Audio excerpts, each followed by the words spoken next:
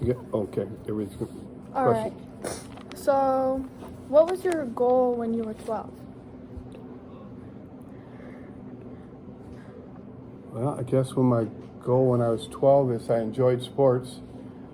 So at 12 years old, I went to school to play sports. To be very honest, I really enjoyed baseball, football, basketball, whatever it was. So I don't think I had any lifelong goals at that time other than, to play. So What was your job when you were like in your 20s? Did you like it? in my very early 20s, I worked in survey work as a surveyor's helper. I really enjoyed that. I did some drafting in the county drain office. And in my early 20s, at age 22, I began to teach in 1971-72 school year. I taught in Corona School District. So yeah, I really did enjoy it, and coached.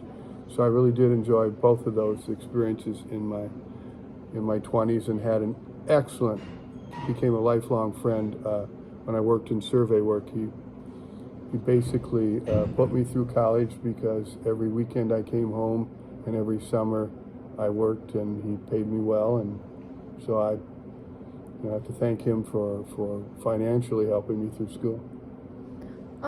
Are you happy with your life, or would you change it if you could? Wouldn't change a thing. Got 2 boys. One's a master diesel mechanic. He has 2 daughters, which obviously are my granddaughters. Have a younger son who is living in Baltimore, and he's a computer engineer. A great wife.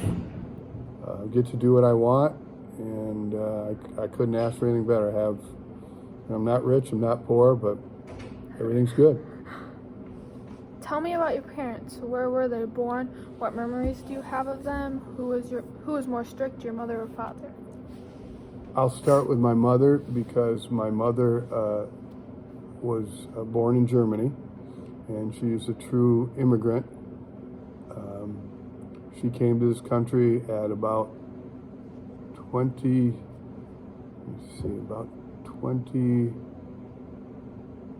to 24 years old, knew no one. And 7 years later, she became a U.S. citizen. She had to go through classes like you people do with government, and then she had to take a major test. So, and she's lived through World War II.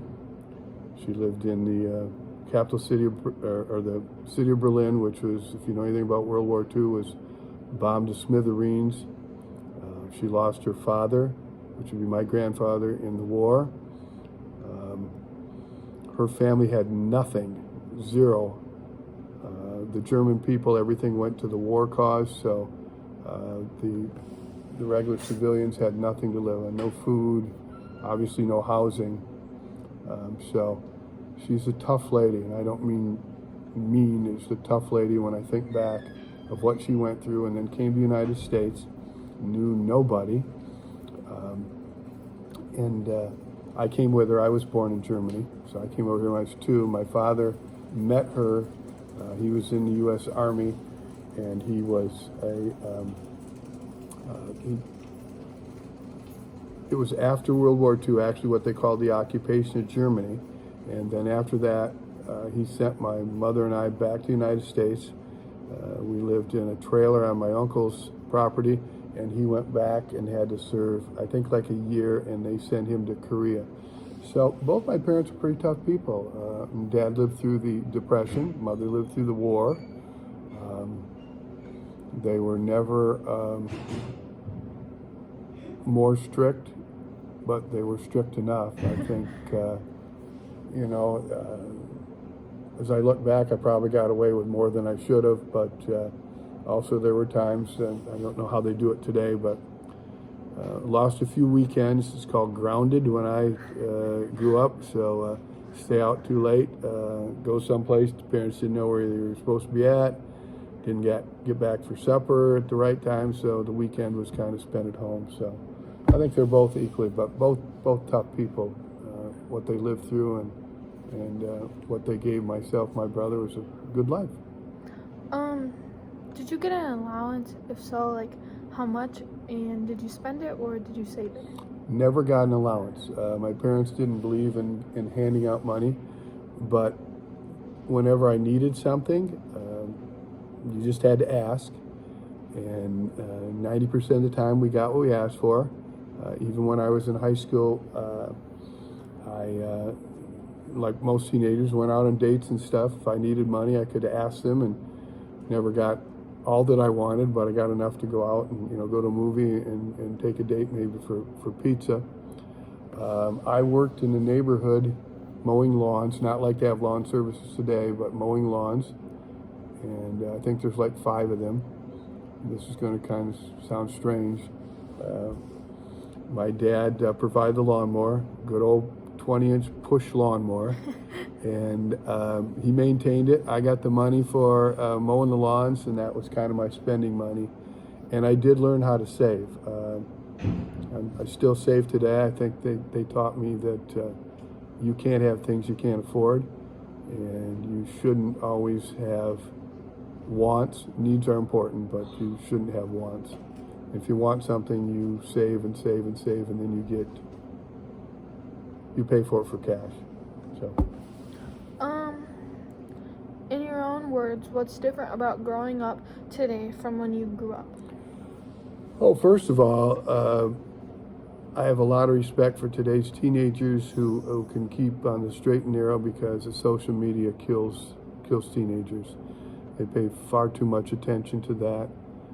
They take it far too serious. We didn't have to worry about that. If somebody said something about you, you could walk up to them and look at them and figure out whether they said it or not.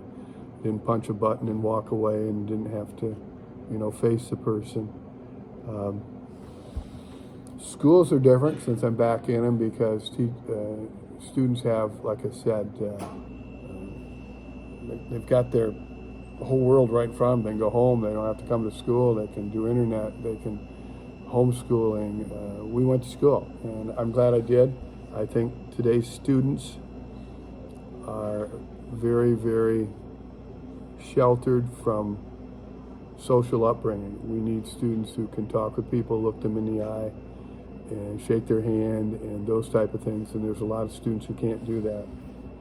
If a student thinks somebody's talking bad about them, a lot of times they just go into a shell. They need to grow up. They need to know that when they walk out of this school, life is going to be real. It's not going to be everything they want. Or if they can't do something, they get a second chance. And no, it's called losing your job. And for some, that's what it's going to take for them to learn that it's different out there. The last one is how would you what would you wanna teach like a lower generation, like somebody like my age? Well, I taught psychology and sociology here, so if I think very truthfully, we should have kind of probably should be in the middle school, a class called manners, where we teach people to respect. If you have a disagreement, we don't go to social media and start spreading garbage. We go to that person, we talk with them, and see what's going on, because life will have many disagreements between people. So if I taught a class, I'd like to teach one on respect, manners, hard work. I think sometimes failure is our best teacher, even though nobody really likes to fail. But life is not perfect. You're not on the top of the hill a lot of times. You're in the valley trying to work your way up the hill.